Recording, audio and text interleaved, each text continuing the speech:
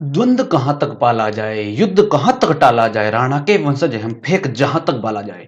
Hello दोस्तों, नमस्कार। मैं हूं जगदीश और आप सभी का जबरदस्त क्लास सेकंड में स्वागत है। दोस्तों, ये क्लास सी टेट जनवरी 2024 को लेके आधारित होने वाली है। दोस्तों, इस क्लास में अपन संस्कृत पेडागोजी को डिस्कस कर रहे हैं। संस्कृत पेडागोजी की एक क्लास पहले हो चुकी है, ये सेकंड क्लास है। सेकंड क्लास में आप सभी का पुनः स्वागत है। दोस्तों, अगर आप सीटेट के लेवल फर्स्ट से हो या लेवल सेकंड से हो और किसी भी लेवल में आपने लैंग्वेज फर्स्ट और लैंग्वेज सेकंड रूप में अगर आपने संस्कृत लैंग्वेज ले रखी है, तो उन संस्कृत लैंग्वेज के आपके जो 15 क्वेश्चन आएंगे पेडागोजी के, वो इन्हीं क्लासों में से आने वाले हैं। दोस्तों, क्लास को शुरू से लेकर एंड तक जरूर रखना, मजा आ जाएगा।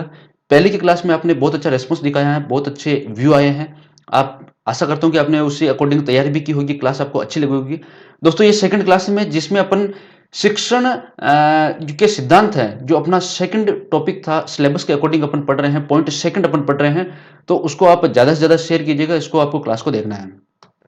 दोस्तों, आशा करता हूं कि जैसे मैंने second grade REET mains, KVS NVS TGT, REET and VDO pre, CTET 127 out of 150, एएसएस टीचर दिल्ली, एसएससीटी एयर 12 इत्यादि जो एग्जाम क्वालिफाई किए हैं, आशा करता हूं कि आप भी इस प्रकार के एग्जाम क्वालिफाई करने के लिए इस चैनल के ऊपर जुड़े हैं। दोस्तों, चैनल का नाम है score plus by Jagdish sir, YouTube channel है।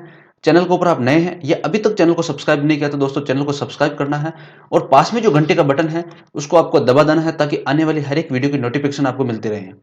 दोस्तों, इस चैनल के ऊपर आपको नई वैकेंसी से संबंधित जानकारी, जैसे उसके फॉर्म कब भरे जाएंगे, एग्जाम कब होगा, एडमिट कार्ड कब आएंगे, सिलेबस क्या है, स्ट्रेटेजी क्या है, कौन कौन सी बुक्स पढ़े, इत्यादि जो जानकारी के साथ साथ आपको बहुत सारी सब्जेक्ट की क्लास भी देखने को मिलेगी। जैसे अभी संस्कृत सीडीपी, संस्कृत पेडागोजी की जो क्लास चल रही है, इत्यादि एग्जाम, इत्यादि जो क्लासेज है वो आपको इसमें देखने को मिलेगी।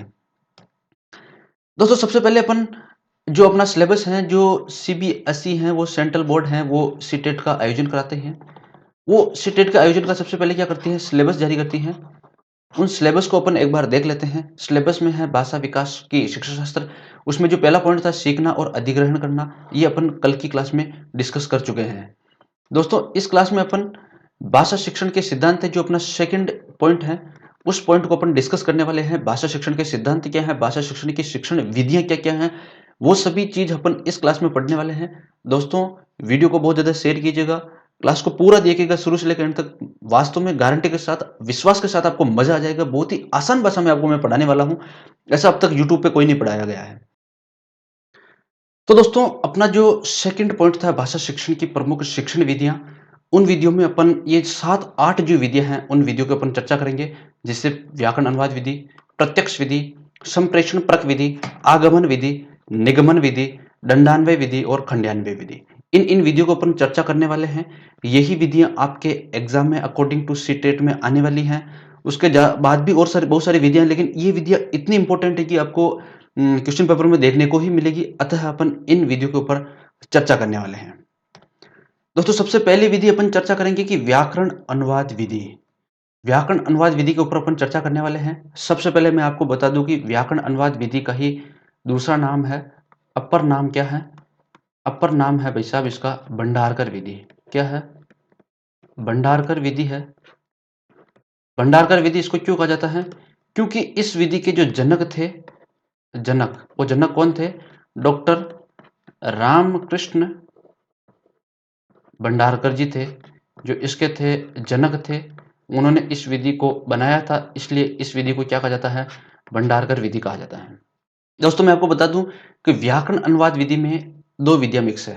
पहली व्याकरण है, व्याकरण विधि है, और दूसरी है इसमें अनुवाद विधि। अतः इसको व्याकरण अनुवाद विधि कहा जाता है। दोस्तों, इस विधि में व्याकरण के ऊपर भी बल दिया जाता है और अनुवाद ऊपर भी बल दिया जाता है। अतः यहाँ पे दो विधियों के ऊपर बल दिया जाता है। एक व्याकरण के ऊपर, बच्चा व्याकरण भी सीखता है और बच्चा अनुवाद भी सीखता है। दोस्तों, ये तो इसके क्या हो गया, फायदा हो गया। क्या हो गया? इसके फायदा, मेरिट्स हो गए। ये इसके फायदे हैं, इसके लाभ हैं। ठीक है, कि बच्चा इसमें जो भाषा सीखेगा, उस भाषा की व्याकरण सीखेगा। ठीक है, मातृभाषा से उसमें अनुवाद करना सीखेगा। ठीक है, या उस भाषा से मातृभाषा में अनुवाद करना सीखेगा। लेकिन इसकी क्या है, हानि क्या है, डीमेरिट्स क्या है? डीमेरिट्स की बात करें तो इसमें क्या होगा, बच्चे को बोलने का अवसर नहीं मिलता है। क्या? बोलने का अवसर नहीं मिलता है, अभिव्यक्ति का अवसर नहीं मिलता है। उसको अभिव्यक्ति का अवसर नहीं मिलता, अभिव्यक्ति का इसमें अभाव पाया जाता है। अतः इस विधि के फायदे और नुकसान दोनों में चीज आपको बता दी है। अपर नाम क्या है? भंडारकर विधि है। जनक कौन है? डॉक्टर रामकृष्ण गोपाल भंडारकर हैं। इसमें व्याकरण और अनुवाद दोनों के ऊपर बल दिया जाता है, अतः यह व्याकरण अनुवाद विधि कही जाती है। लाभ और फायदे, लाभ अगर दृष्टि से देखें तो इसमें व्याकरण अनुवाद दोनों के ऊपर बल दिया जाता है, बच्चा दोनों सीखता है। और हानि देखें तो बोलने का इसमें अवसर नहीं जाता है, अभिव्यक्ति का अभाव आ जाता है। ये व्याकरण अनुवाद विधि है। सेकंड जो अपनी विधि है उस विधि का नाम है प्रत्यक्ष विधि। दोस्तों प्रत्यक्ष विधि का एक इंग्लिश में और नाम है, वो नाम को आपको बहुत जरूरी याद करना है।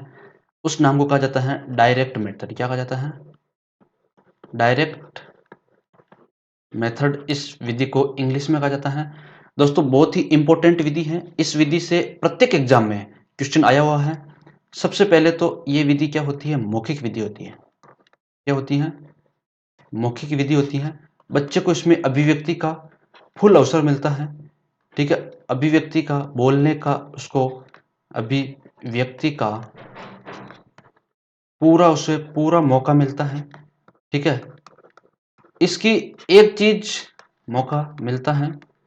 इसकी एक चीज आपको विशेष ध्यान रखनी है जो कि बहुत ही इंपॉर्टेंट है कि इसमें मातृभाषा का प्रयोग नहीं किया जाता है। मातृभाषा का प्रयोग नहीं किया जाता है। दोस्तों वेरी इंपॉर्टेंट क्वेश्चन आ सकता है कि किस विधि में मातृभाषा का प्रयोग नहीं किया जाता है? प्रत्यक्ष विधि में मातृभाषा का प्रयोग नहीं किया जाता है। Very very important. दोस्तों एक चीज और बताऊं कि जो भाषा अपन पढ़ा रहे हैं, जो भाषा अपन क्या कर रहे हैं, पढ़ा रहे हैं, उसको उसी भाषा में पढ़ाना है। उसी भाषा में पढ़ाना क्या कहलाता है? प्रत्यक्ष विधि कहा जाता है। क्या कहा जाती है? प्रत्यक्ष विधि। वेरी इंपॉर्टेंट क्वेश्चन आ सकता है कि प्रत्यक्ष विधि, वो भाषा जो अपन पढ़ा रहे हैं वो उसी भाषा में पढ़ाओ। जैसे मैं आपको संस्कृत पढ़ा रहा हूं तो संस्कृत में ही पढ़ाऊं तो वो प्रत्यक्ष विधि कहलाएगी। इंग्लिश पढ़ा रहा हूं तो इंग्लिश में ही पढ़ाऊं। टारगेट लैंग्वेज जो अपनी है वो उसमें ही पढ़ाना प्रत्यक्ष विधि कहलाती है। ये बहुत ही इंपॉर्टेंट। उसके बाद दोस्तों अगली जो विधि है उसका नाम है संप्रेरण परक विधि। संप्रेरण परक विधि प्रत्यक्ष विधि से ही निकली हुई है। किससे? प्रत्यक्ष विधि से निकली हुई है। दोस्तों इसमें क्या होता है कि प्रत्यक्ष विधि में अपन क्या करते थे कि भाषा को सिखाते थे उस भाषा में ही, लेकिन ये जो विधि क्या करती है कि संप्रेरण के द्वारा, वातावरण के द्वारा, किसके द्वारा? वातावरण के द्वारा बालक स्वयं सीखता है। क्या करता है? स्वयं सीखता है। जो भाषा की संरचना होती है, ठीक है, क्या होती है? भाषा की संरचना का निर्माण स्वयं करता है। अतः इस विधि को क्या कहा जाता है? संप्रेरण परक विधि कहा जाता है। दोस्तों उसके बाद एक वेरी वेरी इंपॉर्टेंट विधि है, व्याकरण की ही विधि है, आगमन विधि। दोस्तों एक आगमन है, एक निगमन है। दोनों का ही डिफरेंट आपको बहुत ही इंपॉर्टेंट है। रीट में पूछ सकते हैं, सीटेट में पूछ सकते हैं, किसी भी एग्जाम में आपसे क्वेश्चन पूछ सकते हैं। दोस्तों आ है, आ से आपको ध्यान रखना है कि उदाहरण है। क्या ध्यान रखना है? उदाहरण। इधर भी क्या है? स्वर है, इधर भी स्वर है। उदाहरण से नियम की ओर, नियम की ओर। सबसे पहले क्या बताया जाएगा? उदाहरण बताया जाएगा, उसके बाद नियम बताया जाएगा। अतः इस विधि को और भी क्या है? प्रत्यक्ष से प्रमाण की ओर, प्रत्यक्ष से प्रमाण की ओर, प्रत्यक्ष की ओर, प्रत्यक्ष से प्रमाण की ओर जाता है। कैसे? आपने सबसे पहले उदाहरण बता दिया कि शुद्धि प्लस उपास्य, तो आपने पहले उदाहरण बता दिया, फिर उसका प्रमाण बताया कि ये कैसे हुआ? इकोयंची सूत्र से। इकोयंची सूत्र पहले बताते, उसके बाद प्रत्यक्ष बताते, तो वो निगमन विधि में चला जाता। अतः ये आगमन विधि है। उसके बाद विशिष्ट उदाहरण क्या हो गया? एक विशिष्ट है, अतः विशिष्ट से सामान्य की ओर। दोस्तों ये चीजें वेरी इंपॉर्टेंट है, यही आपके परीक्षा में आने वाली है। विशिष्ट से सामान्य की ओर, ठीक है। उसके बाद ज्ञात से अज्ञात की ओर। क्या है एक चीज? ज्ञात से अज्ञात की ओर। ज्ञात से अज्ञात की ओर, ये भी आगमन विधि के ही हैं। कैसे? ज्ञात है, अपने को उदाहरण पता है, विद्या प्लस आलय विद्यालय। और अज्ञात क्या है कि उसका सूत्र है अकस सवर्ण दीर्घ। अकस सवर्ण दीर्घ सूत्र अपने को अज्ञात है, अपने को पता नहीं है, लेकिन विद्यालय शब्द तो अपने सुना हुआ है। तो ज्ञात से अज्ञात की ओर आगमन विधि कहलाती है। उदाहरण से नियम की ओर, प्रत्यक्ष से प्रमाण की ओर, विशिष्ट से सामान्य की ओर, ज्ञात से अज्ञात की ओर। आपको ध्यान क्या रखना है, मेन चीज तो ये इंपॉर्टेंट है कि उदाहरण से नियम की ओर कौन सी विधि में है, आगमन विधि में है। दोस्तों जस्ट इसका विपरीत निगमन विधि। निगमन विधि क्या है कि नि से आप ध्यान रखो, नि इधर भी है, नि कि नियम से उदाहरण की ओर, क्या है, नियम से उदाहरण की ओर जिस विधि में जाते हैं उस विधि को क्या कहा जाता है, निगमन विधि कहा जाता है। तो वही हो गया कि सामान्य से विशिष्ट की ओर, क्या है, सामान्य से विशिष्ट की ओर जो है उस विधि को क्या कहा जाता है, निगमन विधि कहा जाता है। कि ज्ञात से ज्ञात की ओर, क्या है, अज्ञात से ज्ञात की ओर किस विधि को कहा जाता है, निगमन विधि को कहा जाएगा। ठीक है, तो ये चीज इसमें इंपॉर्टेंट है कि पहले अपन नियम बताएंगे। नियम क्या है, जैसे इको यूनिटी का नियम मैंने उसमें बता दिया, जैसे दूसरा और नियम बता दे एचो यवायाव है, तो एचो यवायाव पहले बता दिया, तो नियम पहले बता दिया, और फिर उसके उदाहरण बता दे कि हरिय नायका है, पावक है। ठीक है, जो वो क्या है, उदाहरण है। तो ये निगमन विधि हो गई, वो आगमन विधि है। वेरी इंपॉर्टेंट दोस्तों, क्वेश्चन आने वाला है यहां से। दोस्तों उसके बाद एक और विशेष विधि है, उसका नाम है कि दंडान्वय विधि। एक है खंडान्वय विधि, एक है दंडान्वय विधि। दोस्तों सबसे पहले आपको यहाँ पे एक चीज पता चल रही कि दंड। दोस्तों अपने को एक चीज याद रखनी है कि दंड कैसे है। छोटी क्लास में अपन दंड देते थे अपने को, कब देते थे, जब अपन व्याकरण की क्या करते थे, व्याकरण की जो सिद्धियां होती थी वो सिद्धि को अपन याद नहीं करते थे, तब अपने को क्या क्या मिलता था, दंड मिलता था। अतः इस दंड से अपने को याद रखना कि व्याकरण है।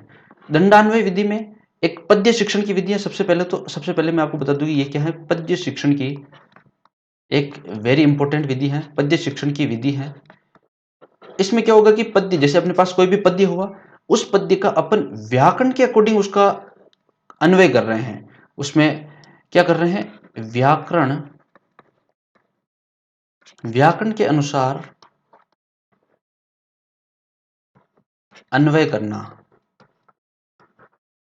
अन्वय करना क्या कहलाती है, दंडान्वय विधि कहलाती है। जैसे उस श्लोक में अपन ने पूछ लिया भाई कर्ता क्या है, कर्म क्या है, कि क्रिया क्या है, कि कर्ता के विशेषण क्या है, क्या है, विशेषण, कि कर्म के विशेषण क्या है, कि क्रिया के विशेषण क्या है, इत्यादि प्रकार के अपन क्वेश्चन पूछ के उसका अन्वय कर रहे हैं। तो वो कौन सी विधि होगी, दंडान्वय विधि होगी। इसी का जस्ट विपरीत खंडान्वय विधि। दोस्तों खंड खंड किसके करते हैं, कि छोटे छोटे जो वाक्य होते हैं, अपने को ये याद रखने की ट्रिक बता रहा हूं मैं, ये कोई ऑफिशियली नहीं है। खंड किसके करते हैं कि छोटे छोटे वाक्यों के अपन क्या करते हैं, छोटे छोटे वाक्यों के खंड करते हैं। ठीक है, खंड करते हैं। अतः इस चीज से याद रखना कि छोटे छोटे वाक्यों के खंड तो अपन पद्य के अकॉर्डिंग ही होगा, साहित्य के अकॉर्डिंग होगा। तो उससे क्या कहा जाता है, खंडान्वय विधि कहा जाता है। कि ऐसी विधि जिसमें साहित्य के अकॉर्डिंग, साहित्य के अनुसार, साहित्य के अनुसार खंड किए जाते हैं, खंड किए जाते हैं, उसे कौन सी विधि कहते हैं, खंडान्वय विधि। जैसे अपन ने पूछ लिया कि उसमें क्या कर रहे हैं, किम कुर्वन्ति, के कुर्वन्ति। ठीक, के तो उसमें कर्ता में आ जाएगा, कि किम कुर्वन्ति, कथम कुर्वन्ति। इस प्रकार के जो अपन जब अपन क्वेश्चन करेंगे उस पद्य से संबंधित, तो उस विधि को क्या कहा जाएगा, खंडान्वय विधि। तो दोस्तों एक खंडान्वय विधि, एक दंडान्वय विधि, एक आगमन विधि, एक निगमन विधि, वेरी इंपॉर्टेंट विधियां हैं। पढ़ लो, रट लो इन चीजों को, क्वेश्चन आने वाला है निश्चित रूप से। दोस्तों इस क्लास को यहीं तक रखते हैं। आगे इस क्लास से संबंधित कुछ और भी सिद्धांत है, जैसे जीन पियाजे का हो गया, वाइगोत्स्की का हो गया, वो अगली क्लास में रखेंगे। और उसके बाद इसके PY Qs question, previous year question paper अपन पढ़ने वाले हैं, वो सॉल्व करेंगे। दोस्तों क्लास अच्छी लगी हो तो दोस्तों के साथ शेयर कर दो, जो सीटेट की तैयारी कर रहे हैं। Thank you so much. एक बार पुनः आपको मैं बता दूं, score plus by Jagdish sir YouTube channel है, अभी तक सब्सक्राइब नहीं किया तो दोस्तों सब्सक्राइब कर लो। इस प्रकार की आपको क्लासें मिलती रहेगी। किसी भी टॉपिक संबंधित कुछ भी आपको लगता है कि इसमें डाउट है तो आप कमेंट बॉक्स में जरूर कमेंट कीजिएगा दोस्तों, या ईमेल लिखी हुई आप ईमेल कीजिएगा। आपको निश्चित रूप से ये उसका सॉल्यूशन मिलने वाला, आपका डाउट क्लियर होने वाला है। एग्जाम से पहले ये सब कुछ आप कर लो, कर लो। मैं आपको बोलता हूँ कि डीएसएसबी की वैकेंसी आने वाली है, बहुत ही भारी पोस्टें होगी। सीटेट क्वालिफाई कर लो मेरे दोस्तों, कर लो। Thank you so much.